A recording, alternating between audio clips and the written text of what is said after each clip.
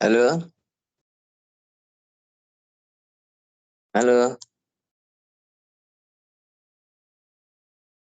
Suara saya jelas, Pak? Jelas, jelas, jelas. Siap. Ini nggak pakai ini apa video. Ya udah saya rekam kok, Pak. Ya ini udah saya rekam. Kok saya nggak melihat Mas Yogi ya? Nah, udah. Alhamdulillah. Sip, sip, sip. Sip. Sekarang Gimana? berarti kita session setiap 45 menit kita cut dulu aja kali Pak ya? Iya. Biar rekamannya satu-satu ya, Pak? Betul, betul. Siap, siap. Siap. Berarti sekarang saya jadi coach dulu, Pak ya? Iya, siap, siap. Ya, dimulai silakan, Mas. Oke, Pak Adi. Sehat tadi? Sehat, Mas. Alhamdulillah ya, Pak. Iya. Bagaimana Pak kemarin dalam seminggu itu progres atau gambarannya terkait dengan? Jadi saya kemarin yang sudah saya lakukan setelah video treadmill di rumah 30 menit, saya juga bebarengan melakukan dengan diet intermittent fasting ya selama 18 jam. Kemarin badan saya sempat demam gitu kan ya, karena saya langsung puasa dari jam 8:30 malam, makan lagi itu kira-kira jam 3 sore. Jadi untuk aktivitas, jadi saya lemes, sempat ngedrop itu. Jadi memang saya kepingin mengejar bagaimana supaya lemak di dalam tubuh saya, terutama di fatty livernya itu berkurang ya, dengan target 18% dari total berat badan saya. Kalau saya lakukan hanya dengan olahraga kayaknya tidak cukup. Jadi saya barengin juga dengan melakukan pola puasa dan makannya juga saya jaga. Jadi makannya itu begitu buka puasa pun nggak boleh sembarangan. Jadi saya makan hanya protein dan lemak. Jadi saya kemarin yang saya utamakan ya selain karbo ya, selain nasi gitu kan ya. Itu saya kemarin makan setengah mateng kuning telur 2, terus kemudian VCO gitu kan ya, minyak ikan gitu kan ya.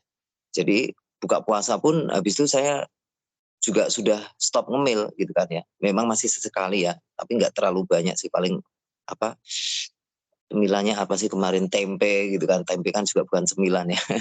Mungkin ini ya. Jadi saya juga sudah melakukan ini Mas, ke fitness gitu kan. Saya juga sudah melakukan beban yang saya lakukan 1 kali durasi itu bisa sampai 1 jam gitu kan ya. Durasi untuk angkat beban dengan preparation kardio ya, pemanasannya. Jadi saya merasa badan saya sekarang sudah lebih enak, lebih bagus, perut juga sudah kempes, sedikit-sedikit sudah nggak ngap, napasnya tidak terlalu sudah bisa panjang napasnya.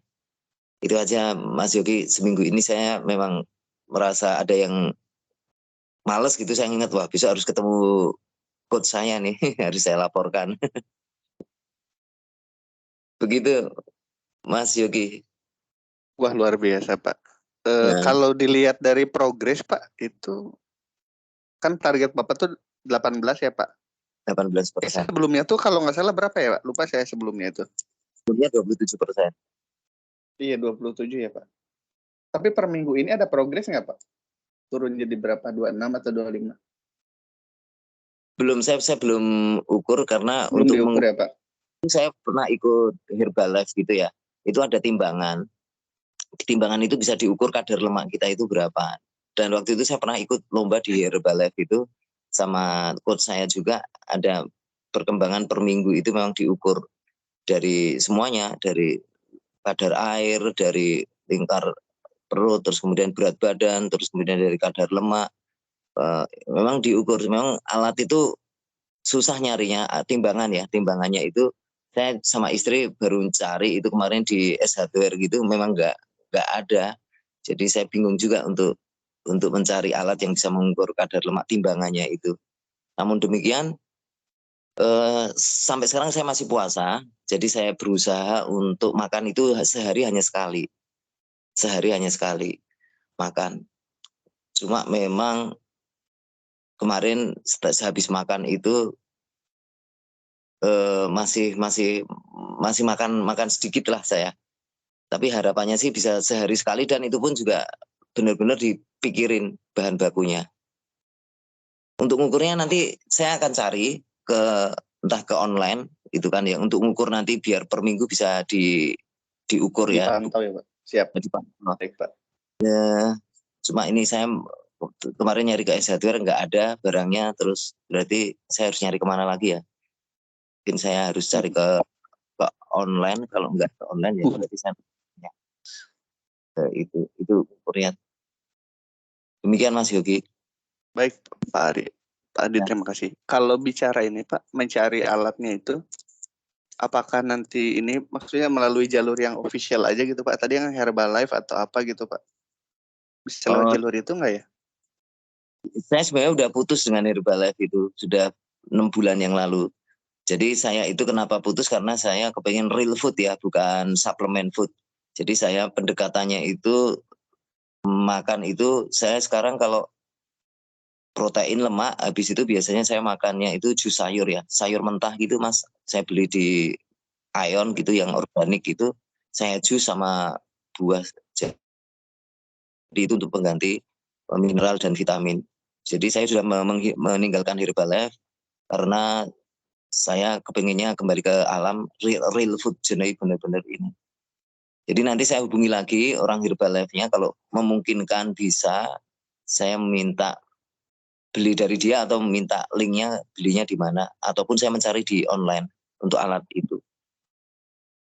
Baik, Pak. Hmm. Berat. Berarti artinya yang 27% itu kapan itu terakhir Bapak tahu ya data itu? Itu kira-kira waktu terakhir dengan Herbalife itu 6 bulan yang lalu diukur. Oh, 27. berarti kalau saat ini diukur bisa jadi lebih rendah, bisa jadi lebih tinggi ya Pak? Sepertinya sih karena saya bisa. Kalau dulu waktu 27% itu saya belum olahraga. Saya hanya mengandalkan Herbalife. Jadi saya di Herbalife itu hanya disuruh minum minimal 50 cc dari berat badan. Jadi kalau saya berat badannya 65, saya disuruh minum 3 liter sampai 4 liter. Cuma itu memang susah banget ya minum air putih 3 sampai 4 liter sehari itu. Jadi saya nggak kuat, terus akhirnya saya pakai pendekatan olahraga aja deh. Kalau kemarin dulu waktu Herbalife malah nggak olahraga, hanya ngandelin Herbalife. Nah, Herbalife ya. nah saya nggak barengan dengan puasa, saya tetap apa minum Herbalife. Tapi kok badan saya kok apa suka buang kayak diare gitu loh. Apa suka ini, terus kemudian saya rasa juga nggak bagus ya kalau terlalu mengandalkan artificial apa processing food itu ya. Iya, betul. Jadi lebih ke yang alami. Baik. Berarti harusnya target dalam seminggu ke depan dapat ya Pak alatnya Pak? Iya, alatnya harus saya Baik. peroleh di depan. Bebanan dengan saya juga tetap pola tidur saya jaga. Makanya kemarin saya jam 10 itu kalau bisa sudah persiapan tidur lah, entah ngantuk saya harus di tempat tidur supaya minimal kan saya dari kemarin makan terakhir jam 6 sore ya. Target hari ini saya makan bisa di jam 12 lah sehingga tetap 18 jam. 18 jam puasa, jadi hanya minum air putih Mas, jadi nggak memasukkan apapun. Harapannya dengan puasa 18 jam, terus nanti pas buka puasanya juga dijaga, dipantau, yaitu protein, lemak, plus mineral dan vitamin dijaga, nggak ngemil. Terus saya juga olahraga Mas. Hari ini nanti Fitness ya? saya berusaha fitness gitu kan, kardio maupun beban sehari 1 jam. Jadi saya harapkan sambil mencari alat, harapan 18% ini bisa tercapai minimal sekarang bisa turun-turun di angka 25% lah gitu. 27 itu memang 6 bulan yang lalu gitu ya. Tapi kalau dugaan Bapak tetap 27 itu harusnya masih mendekati atau masih relevan ya Pak? Harusnya ya. Iya, karena masih saya pegang perut saya itu masih bisa 5 cm masih apa ya, itu saya cubit gitu ya, itu masih harusnya 2 cm itu masih 5-6 cm masih gendut gitu perut saya masih. Makanya ini saya coba barengan antara istirahat yang teratur, puasa selama 12 atau 18 jam gitu kan ya. Baru itu habis itu makan protein, lemak, mineral dan vitamin terus dijaga jangan ngemil. Terus kemudian saya juga olahraganya kardio maupun beban sehingga harapannya nanti pada saat diukur per minggu ataupun nanti pada saat 3 bulan selesai sesi coaching ini bisa mendekati lah. Kalau bisa syukur 18%, karena 18% ini memang angka untuk atlet ya. Nah, kalau orang normal untuk laki-laki itu dengan 23% aja udah dinyatakan cukup sehat untuk lemak 23%. Cuma saya kepengen tantangan saya di angka 18%. Jadi kepengen 5% lagi lebih slim, lebih hemat gitu apa lemaknya. Itu sih.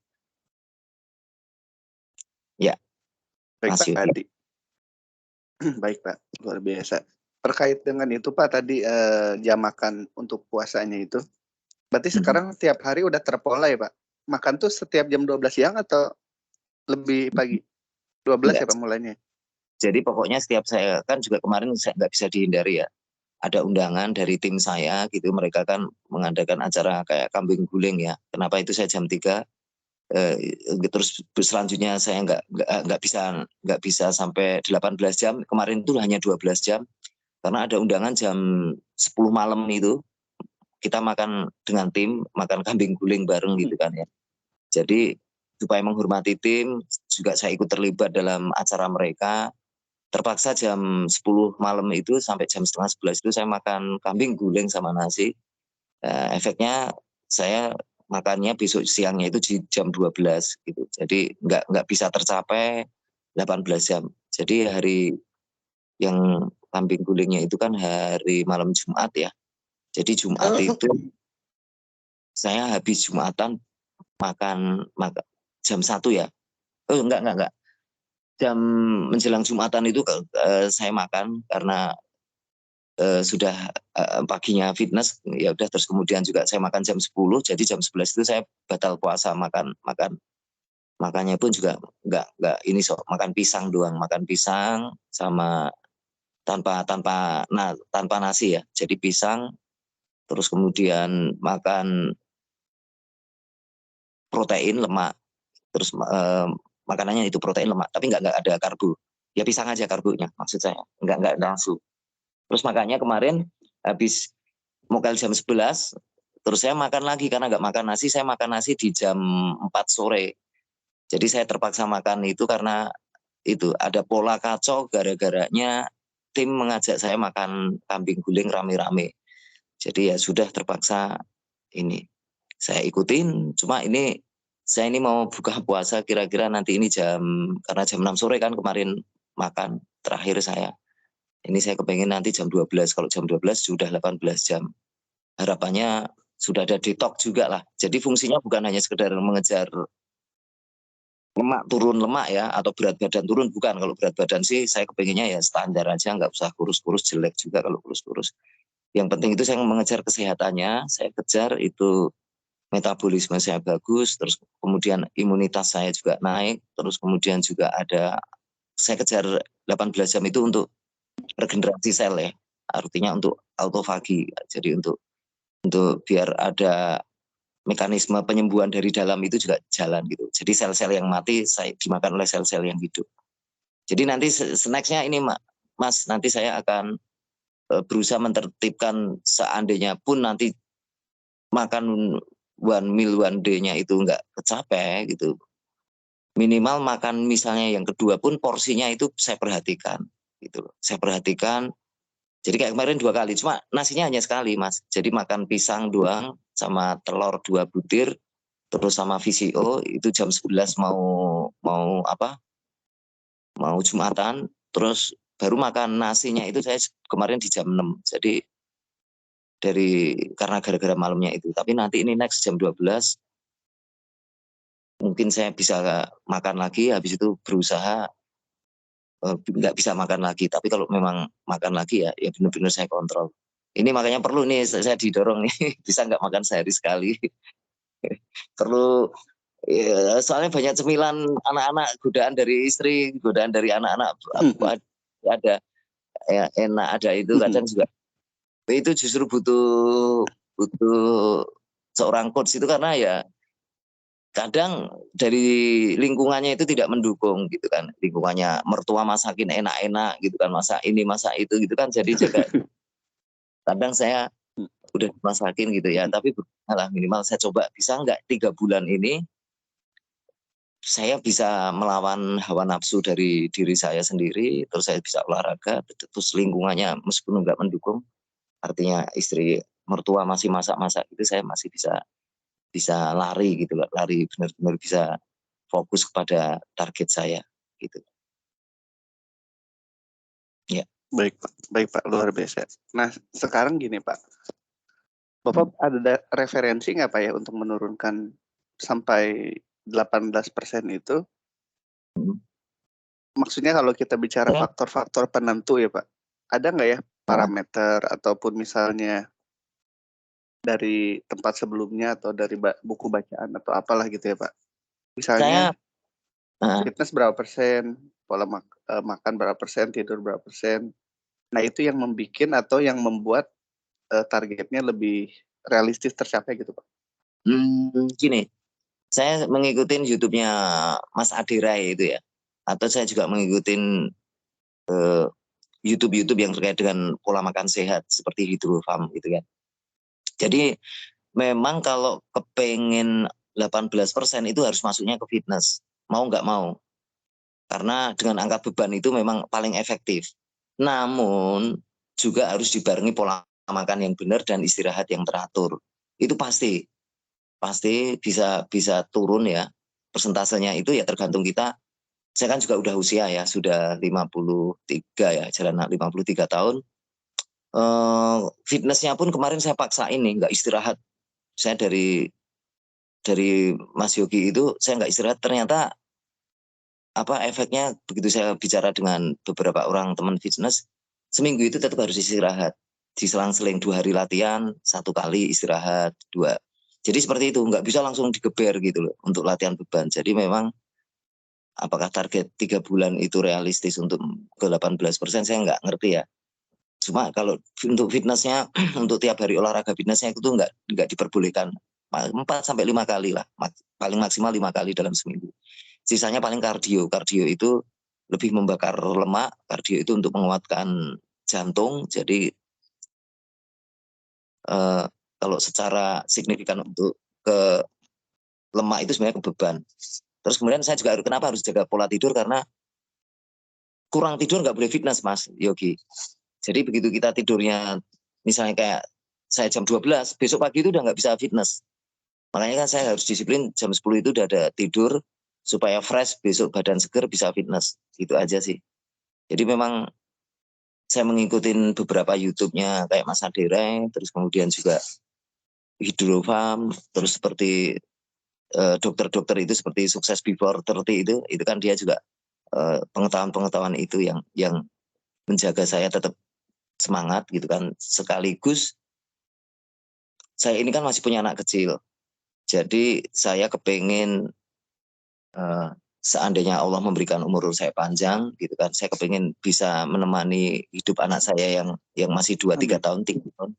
Itu dalam kondisi sehat, dalam kondisi kalau dia gede sampai 25 kan, 25 tahun lagi kalau Allah paring, Allah memberikan saya kesempatan itu 25 tahun lagi kan berarti saya 75 ya.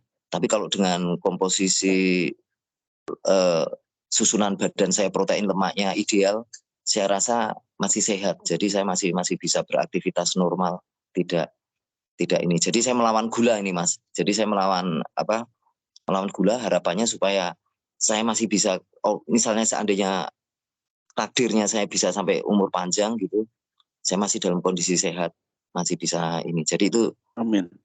Saya kepengen secara level berpikir saya kepengen menjadi ayah yang baik, membersamai anak-anak saya. Kemudian secara spiritualnya saya kepengen juga masih memberi dampak manfaat untuk anak-anak saya gitu dan keluarga saya gitu. Itu makanya saya bisa tetap berjuang ya, meskipun kondisinya lingkungannya tidak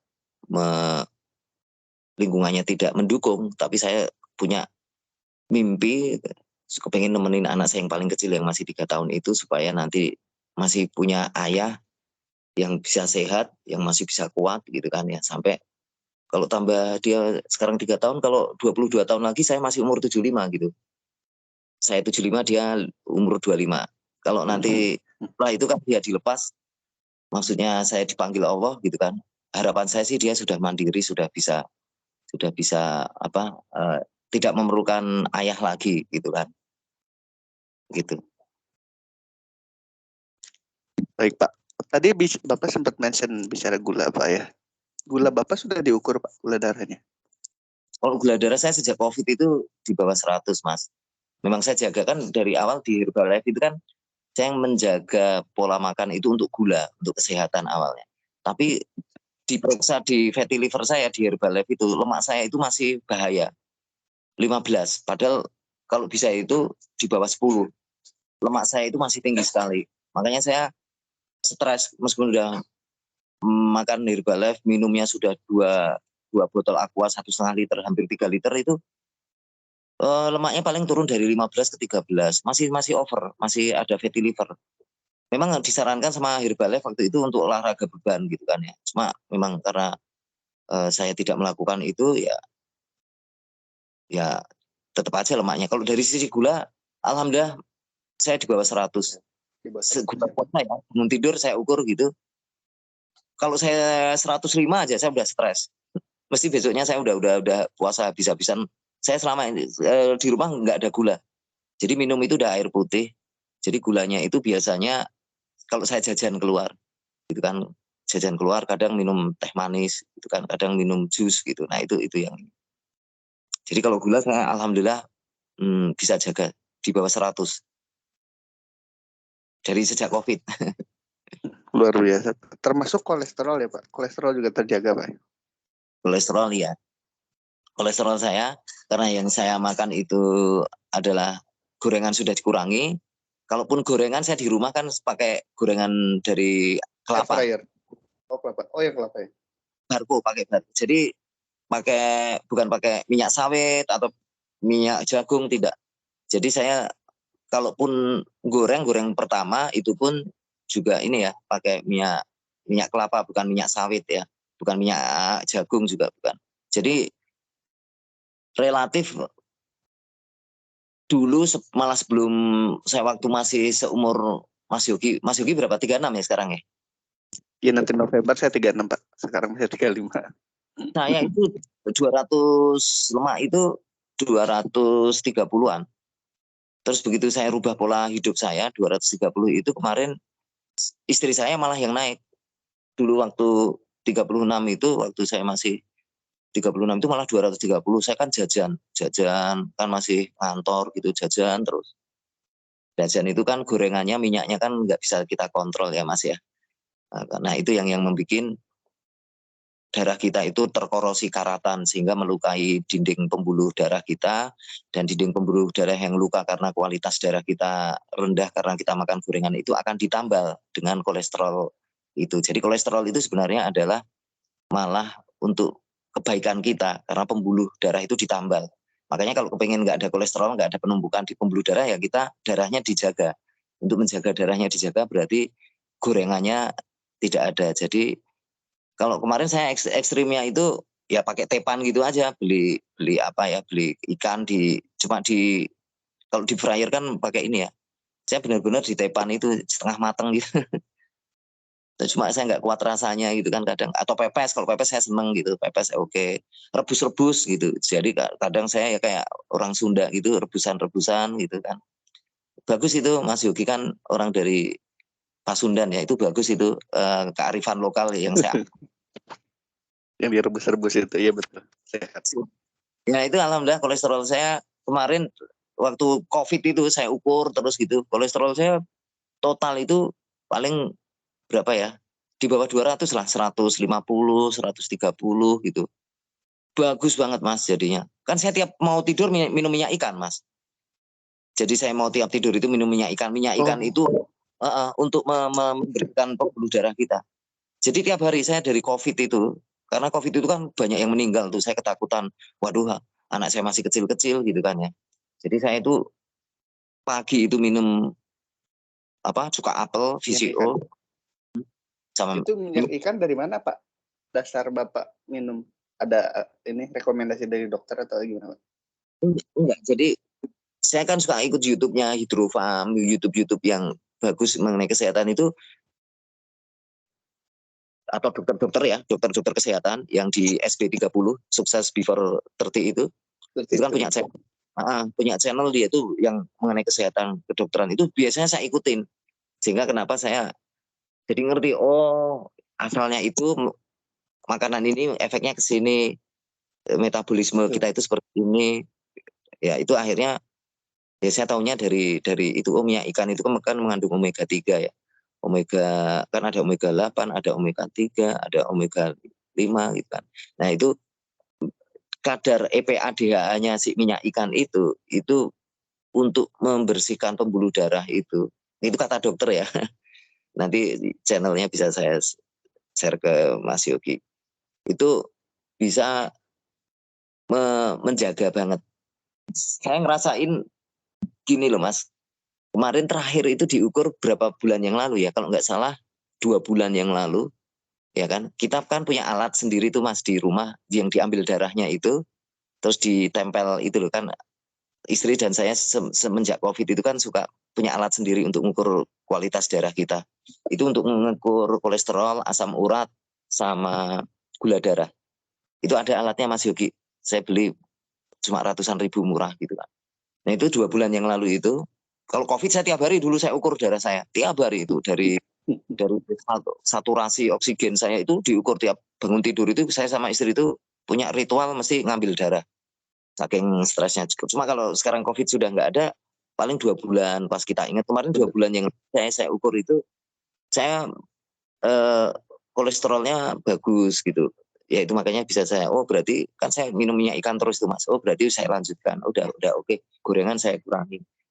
Kurangi itu artinya saya jajanan-jajanan di luar ya, yang gorengan itu. Tapi kalau memang terpaksa ada acara kayak ada tamu, saya harus makan di mana gitu, terpaksa saya harus makan gorengan, biasanya begitu besoknya saya ukur itu naik sih kolesterol saya, mendekati 200, 190 gitu kan ya. Tapi nanti besoknya kalau sudah diinikan lagi udah turun lagi. Yang penting jangan di atas 200 itu paling batas atas. Kalau untuk gula batas atasnya 100, kalau untuk kolesterol batas atasnya itu 200. Kolesterol total ya Mas ya. Kolesterol bawah dan atas ya.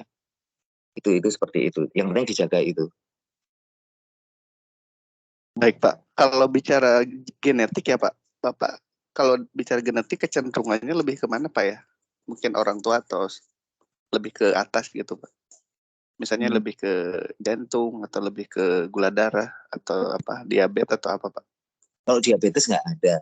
Adik saya kemarin kan meninggal di tahun 2011 usia 33 tahun ya. Itu karena memang dia pola makannya nggak dijaga ya.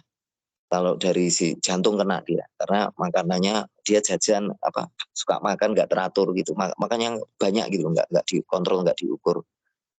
Kalau dari sisi bapak saya, alhamdulillah bapak saya kan sudah 76 gitu, masih sehat karena dia olahraga terus, jalan kaki. Kalau dari sisi jantung memang ada ya adik saya, karena saya pikir bukan karena dari keturunan tapi karena habit ya, bukan genetika ya. Kalau adik saya yang nomor 2 yang di Bandung itu, dia juga suka olahraga, nggak ada masalah.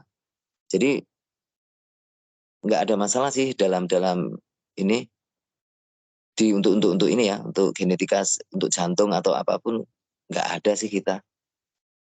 Dan saya yakin itu hanya faktor pola hidup kok sebenarnya. Kalau Bapak tidak melihat itu sebagai yang diturunkan ya Pak? Enggak, karena kebiasaan yang diturunkan Mas. Jadi begini, orang kenapa diabetes terus itu keluarganya anak turunnya diabetes, karena yang diturunkan bukan genetika, kebiasaannya. Jadi seperti di saya kan di Jogja gitu kan, tiap pagi dan sore itu mbah saya atau ibu saya itu mesti ngebikinin saya teh manis gitu kan ya. Itu udah habit di mana-mana di keluarga di daerah Jawa Tengah itu, ngeteh itu dengan minuman manis terus dengan gorengan itu jadi habit. Jadi yang diturunkan habitnya itu bukan karena genetikanya. Sementara sekarang saya sama sekali meninggalkan itu. Jadi nggak ada gula, sudah nggak ada cemilan kayak singkong yang ini kayak itu yang sudah kita kurangi. Ya, itu seperti itu Mas. Jadi saya nggak percaya genetika. Ya ada tapi saya lebih mempercayai pola habit kebiasaan yang diturunkan.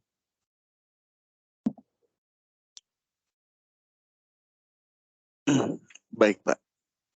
Sekarang kalau bicara ini Pak, mulai aware terhadap kesehatan dari semua ini, Bapak mulai dari kapan Pak ya? Usia kapan atau tahun kapan Pak? Setelah saya Dengan sakit, pola hidup yang sangat strike begini. seumur Mas Yogi saya pernah sakit liver. Jadi Iya sih, nyambung itu yang waktu Bapak jadi karyawan itu Pak ya? betul.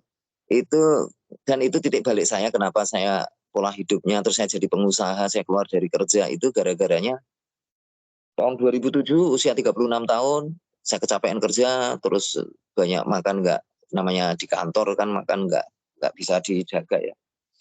Jadi saya liver, saya bed rest, saya masuk rumah sakit, harusnya sebulan itu saya masuk rumah sakit, tapi saya biaya nggak ada, gitu kan, nggak asuransi gitu kan, habis gitu kan, ya akhirnya saya pulang terus dalam kondisi bed rest sampai 3 bulan, 4 bulan ya. Masuk kantor saya paksa, itu pun dalam kondisi saya jalan kaki 100 meter aja Mas. Itu harus pegangan Mas. Padahal usia Mas Yogi, saya jalan 200-300 meter itu saya istirahat. Terengah-engah. Bayangin itu Mas. Saya nggak ngerti. Yang jelas saya kena liver gitu kan ya. Terus dari situ titik baliknya saya kepengen sehat, saya kepengen nggak mau jadi orang kantoran, saya kepengen punya usaha sendiri yang bisa ngatur diri saya sendiri, punya kemerdekaan waktu. Makanya sejak saya sakit di 2007 itu, di 2008 saya udah ikut-ikut seminar zaman itu Puru di Chandra ya, yang EU ya, cara gila jadi pengusaha itu. Saya punya komunitas gitu kan. Akhirnya sampai usia 2009 itu saya punya usaha gitu loh. Jadi saya udah punya usaha. Artinya ya 2008 ke 2009 punya usaha macam-macam gitu kan ya, gagal. Nah, di 2009 saya punya usaha. 2007 saya sakit, 2009 saya punya usaha yang bisa saya andalkan sampai sekarang. Terus di 2014 akhir saya resign karena usahanya sudah bisa menutupi gaji saya waktu saya bekerja secara aktif gitu loh. Jadi di 2014 resign, nah itu sudah mulai tertata. Nah, itu kesehatan belum terlalu sadar banget, tapi sudah mulai olahraga, udah bisa kayak fitness gitu kan jam 9 kan nggak mungkin kan kalau orang kerja fitness jam 9, jam 10 gitu kan, jam 11 gitu kan. Kadang apa-apa, nah itu nggak mungkin di waktu saya kerja kan harus pagi-pagi ngejar kereta, terus nanti pulang-pulang malam gitu kan. Jadi udah nggak mungkin lah ya. Bisa sih bisa, cuma effortnya gede banget kalau waktu kerja dulu. Untuk godaannya rapat meeting dengan bos segala macam. Aduh itu ada makanan snack kayak mesti berlembur, lapar mesti ya disikat makan nasi goreng apa kalau malam itu ya bikin ya akhirnya nggak memungkinkan. Tapi begitu ya itu kalau titik baliknya 2007 jadi sakit, terus 2009 punya usaha, milestone-nya di situ kan, terus 2014 saya resign, terus 2020 ada COVID, jadi memperkuat COVID ini. Jadi 2014 itu saya 2015 itu belum sadar kesehatan. Jadi saya waktu itu sempat 74 Mas. Jadi saya masih kerja gitu kan, kerja sambil usaha. Nah itu belum sehat, belum bagus kesehatan saya, malah bengkak itu badan saya waktu itu. Ya karena ya itu tadi kerja usaha pulang, jadi malam nggak terkokok. Jadi pulang kerja masih ngurusin warung, ngurusin segala macam gitu kan, makan malam itu. Nah itu mulai sadar tepatnya itu dengan kondisi saya jadi pengusaha, artinya punya kebebasan mengatur waktu saya, itu di 2000 saya bengkak itu 2015, 14, 15 itu bengkak. 2018 itu saya sudah mulai sadar kesehatan karena saya sudah ini ya. Jadi gini Mas, jadi waktu saya kena sakit itu kan saya dulu pelanggan MW. MW tahu ya Mas ya, suplemen kesehatan. Tapi kok saya masih sakit. Jadi waktu saya sembuh di 2007-2008 itu saya nggak percaya sama kesehatan. Sudah jaga-jaga makanan minuman gitu kan ya, ikut MW gitu kan. Cuma kan saya nggak ngerti edukasinya tepatnya seperti apa. Jadi ngandalkan suplemen. Tapi saya tetap sakit liver. Habis sakit liver itu saya makan asal-asalan malah justru. Jadi belum sadar kesehatan. Sehingga 2014 itu yang idealnya berat saya itu di 62, saya itu obesitas di 74. Ada foto saya di profil picture saya, itu kan bengkak itu pipi saya. Di profil picture handphone saya itu, kalau Mas lihat. Itu tembem banget. Nah, itu beratnya itu 74 itu. Itu celana itu. Betul. Ukurannya 36 celana. Dan dulu kelihatannya kayak dari sekarang ya. Sekarang lebih muda bisa begitu. Oh Kesannya gitu. lebih muda sekarang ya. Ya karena Mas. Jadi puasa itu memang ada. Jadi dengan puasa kita itu growth hormonnya, hormon yang untuk meregenerasi sel atau growth hormonnya, atau kalau orang biasa anti aging gitu, itu akan aktif. Tapi kalau kita gula darahnya naik, yang aktif insulin. Tapi kalau gula darah kita terlalu rendah, yang aktif hormon-hormon itu, hormon keton, hormon HG, hormon growth hormon, hormon kortisol. Jadi hormon-hormon yang bagus-bagus itu malah munculnya itu pada saat puasa. Makanya ini kan ya saya puasa terus karena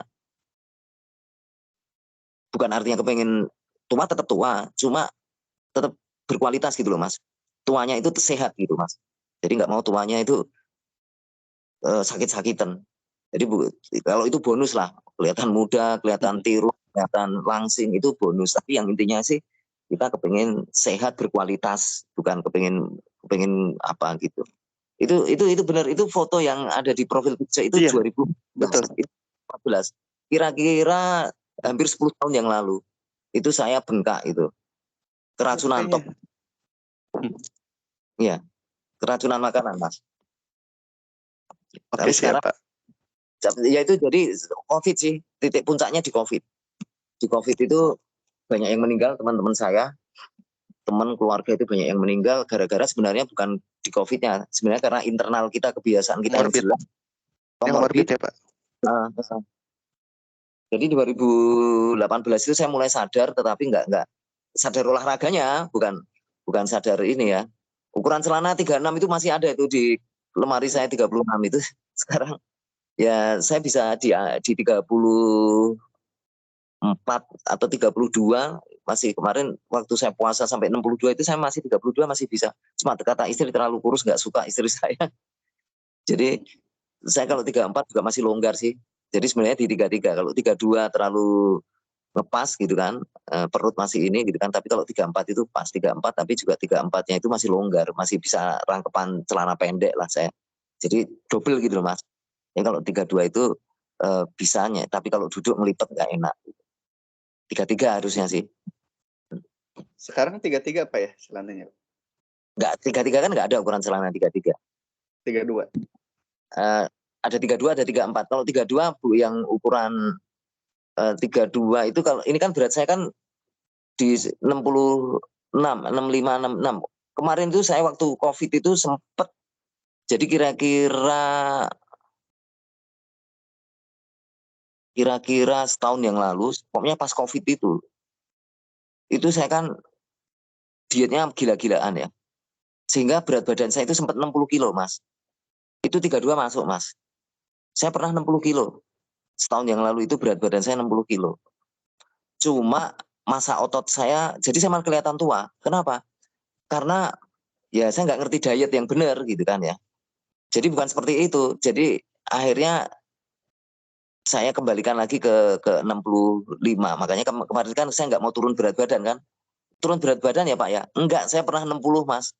Tapi terus apa ya, 32 sih kok, semuanya longgar itu Mas. Semuanya longgar, tapi kelihatan tua, kelihatan ini. Satu kelihatan tua, nggak fit juga, nggak fresh gitu loh, gampang-gampang capek gitu loh. Jadi makanya harapan saya sih di 65 ini, 63 sampai 65, nggak sampai 60, tapi otot-ototnya berbentuk. Maksudnya otot-otot, kalau dulu kan 60 tapi masih banyak lemak gitu. Yang waktu Herbalife itu saya sampai 60 itu setahun yang lalu itu masih bisa 60 Mas. Cuma lemaknya masih tinggi. Jadi 60, makanya saya kaget. Loh, saya kan kemarin nurunin berat badan. Tapi kenapa lemak saya masih 15? Gitu loh. 15 itu. Iya, saya kaget. Loh, ini kan harusnya badan turun, lemak turun. Iya. Ternyata lemak yang untuk laki-laki kan, lemak itu masuknya kan ke organ, bukan kayak perempuan. Kalau perempuan kan di bawah kulit. Biasanya jadi nggak glowing, kena inflamasi, kulitnya jadi kusam, itu kalau untuk perempuan. Tapi kalau untuk laki-laki, itu masuknya itu ke organ. Bahayanya kan di situ. Jadi waktu ngambil berat badan itu, kadar airnya yang turun, terus kemudian lemak-lemaknya yang di bawah kulit aja, yang ini. Makanya kulitnya jadi keriput, karena kopos gitu kan ya. Sedangkan yang di organ nggak jalan gitu loh Mas. Nah makanya, salah ini saya gitu kan ya. Makanya itu saya harus latihan beban itu adalah berat badannya tetap di 63, 65, di 65 kilo, tetap kenceng langsing gitu. Tapi lemaknya. Jadi masa otot ya. Baik Pak.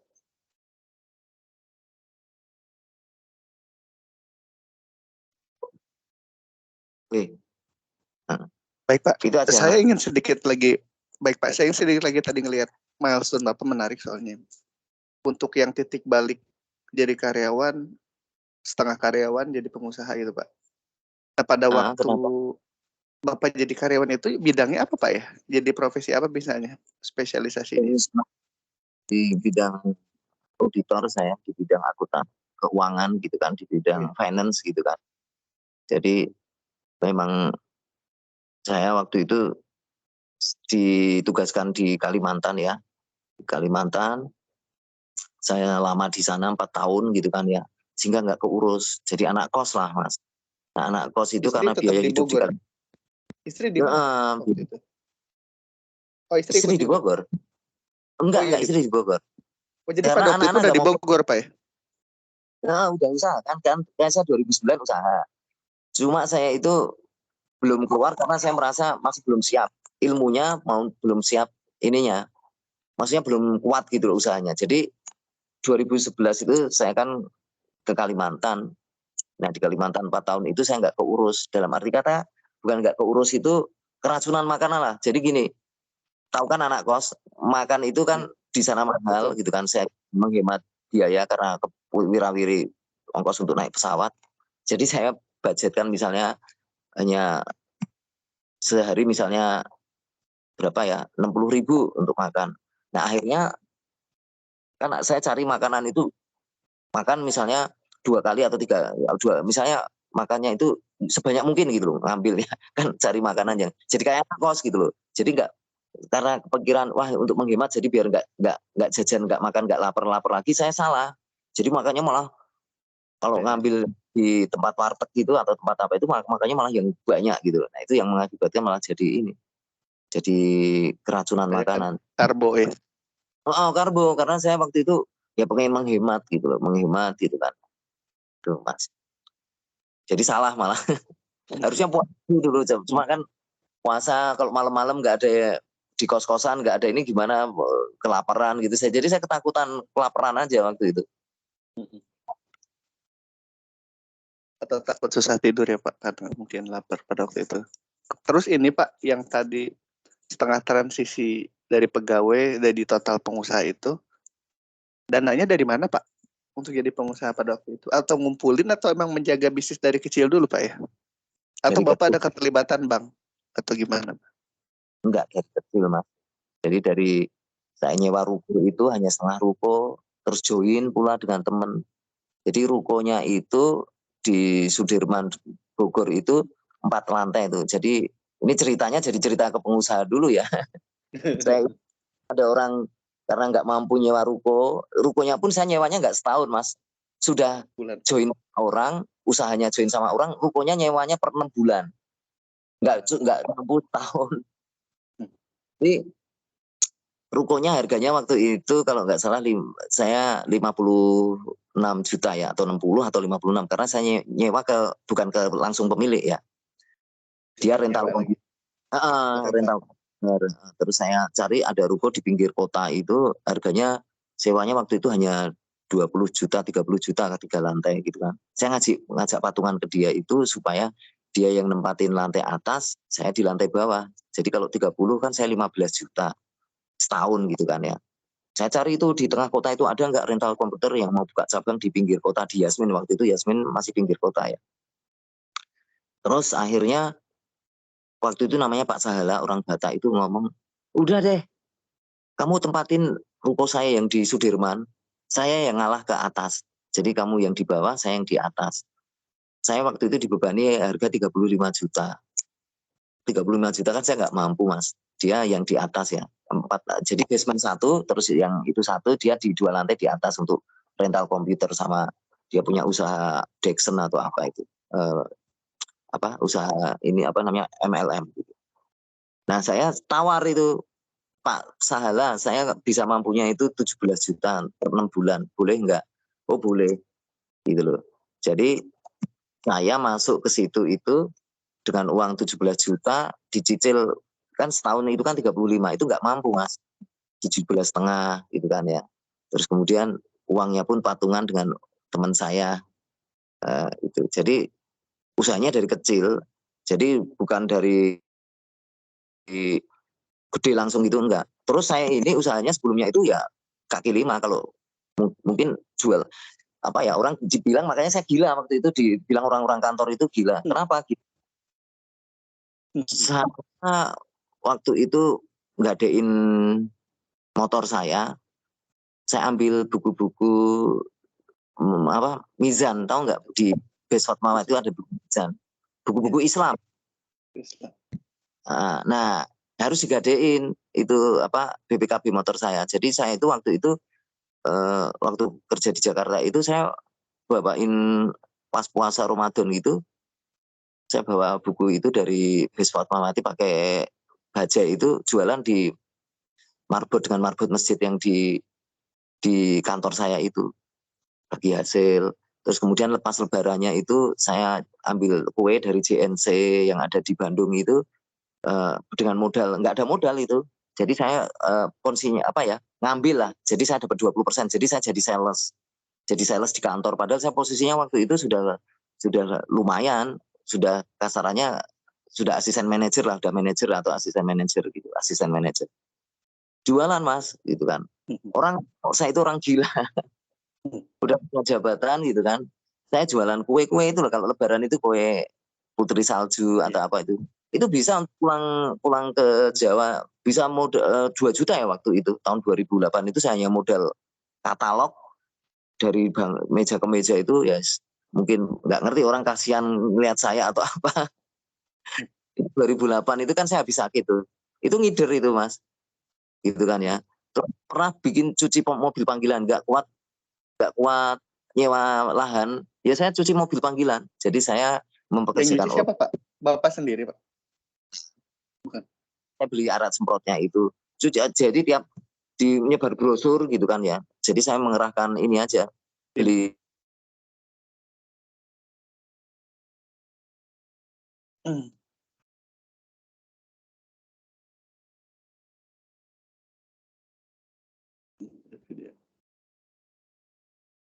Jadi macam-macam Mas, pernah usaha gerobak di depan Indomaret, pulang kerja itu langsung ke depan Indomaret.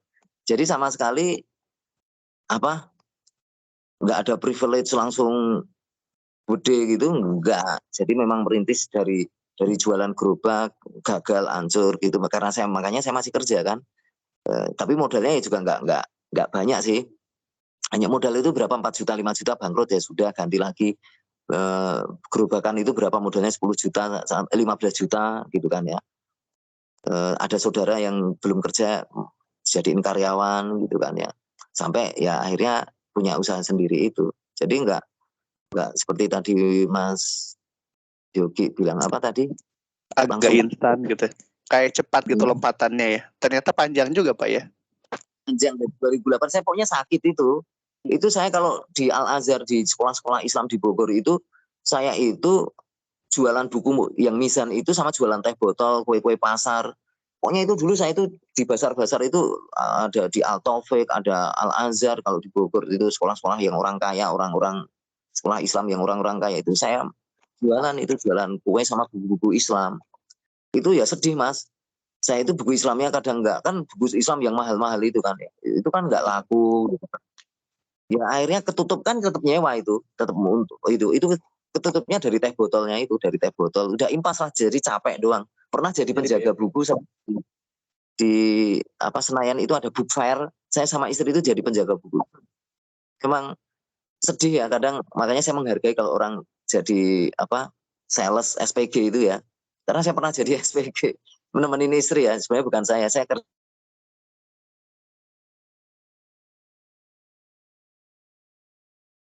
Itu Mas. Baik Pak Adi, kita sudah 45 menit lebih sedikit nih kayaknya. Berarti session Pak Adi kita break dulu aja Pak ya. Ya. Setelah ini saya cut dulu Pak ya, saya buka link baru ya biar nanti kelihatan videonya berbeda gitu ya Pak. Atau gimana? Gitu aja Pak. Iya. Kalau mau ke toilet mau ini istirahat dulu. Boleh. Saya ganti link baru ya Pak. Siap sebentar. Oke. Baik Pak Adi, kita break dulu ya Pak. Baik. Ini juga saya share nih nanti videonya. Baik Pak. Ya, selamat pagi. Sebentar lagi nanti saya aktifin lagi ya Pak. Ya, siap. Baik Pak ya. Assalamualaikum warahmatullahi wabarakatuh.